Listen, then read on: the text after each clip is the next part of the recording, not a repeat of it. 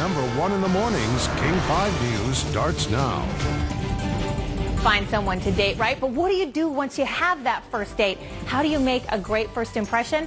I'm Christy Johnson, live in Seattle this morning with the Dating Diva, and we're going to give you some great tips on how you can reel them on in. That's all coming up.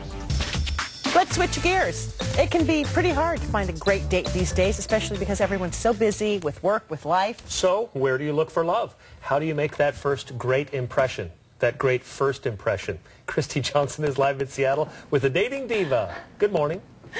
Hey, good morning to you. That is the ticket. That is the ultimate question. How do you make a great first impression? In this edition of Made with Love this morning, we're hanging out at It's Just Lunch here in Seattle talking with the Dating Diva. This is Marcy, and they call you the Dating Diva for a reason. She's an insane matchmaker.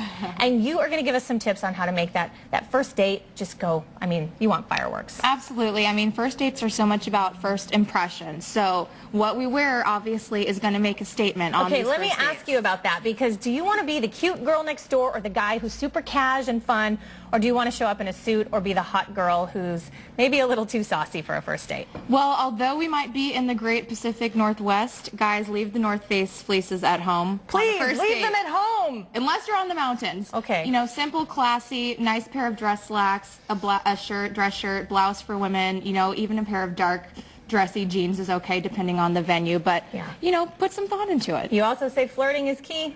It is, absolutely. I mean, so much about who we are on these dates is kind of what that energy level we give off. So come into the date smiling, you know, laugh. Body language is a big part of it. Lean in if you're interested. You know, watch kind of how you're sitting, your posture. Yeah. It says a lot about us. Now, I don't know about you guys, but I find myself, I touch people a lot, which is not a sign of that, hey, I would like to date you. It just means I'm interested in what you're saying. Absolutely. Is that okay to do on a first date? Absolutely. I think leaning across the table, you know, a little gesture is great for a man or a woman. It really does show a sign that you're interested. Okay, and a lot of people, of course, go straight from the office to a date. How do you make the switch so you don't show up, you know, all buttoned up and serious? Yeah, that's the biggest thing I hear from clients, actually. I was meeting with a client in one of our dating coaching sessions, and she told me every date beforehand, she sits in the parking lot in the car, calls a college girlfriend, and rehashes a fun story. And that's really what gets her kind of laughing and in that mode that she's going to just not take herself too seriously. You know, well, you're that's not in the ticket. You don't want to work. go in there and list off all of your accomplishments and here's who I am and what do you like to do in your spare time. It's not a checklist. Yeah. It's just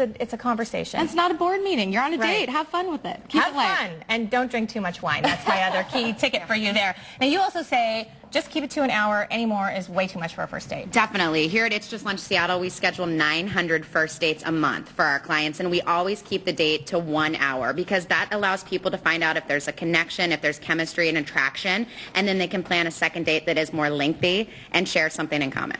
And if you don't like them, it's just an hour of your life and $4 for a coffee and you're out of there. Okay, here's the deal. I want to hear your dating horror stories, or if you found love on a date and you're super excited about it, tweet me at CJohnsonKing5. It's up on the bottom of your screen right now, at CJohnsonKing5. Now, Mark and Joyce, whether you're going on a date or you're at a business meeting or you're at a job interview, that first impression is so key. So maybe you're not flirting with your potential boss, but all of those things are great advice too for anybody in this world. Make eye contact, be friendly, be warm and open. Dress nice. Dress nice, yeah. Yeah. Leave your Birkenstocks at home, please. Thanks. Now, people are funny about different things. Yeah. I have a friend who looks at people's shoes, for example.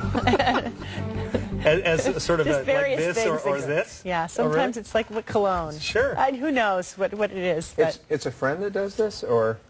no. You know what I'm saying. I think As they're single and they're dating and just whatever. But you know what? It's the little things that bug you 20 years down the road. That's So a good maybe point. looking at those little things early Or as on. my mom said, if it bugs you in the beginning, it's really going to bug you later. We're learning so much today, aren't we, Rich? What is this saying about men and women emerge with different attitudes?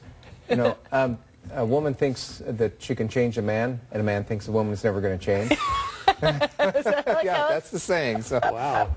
there you go. Funny. Profound. A little philosophy there early in the morning. I'm done now. Moving on.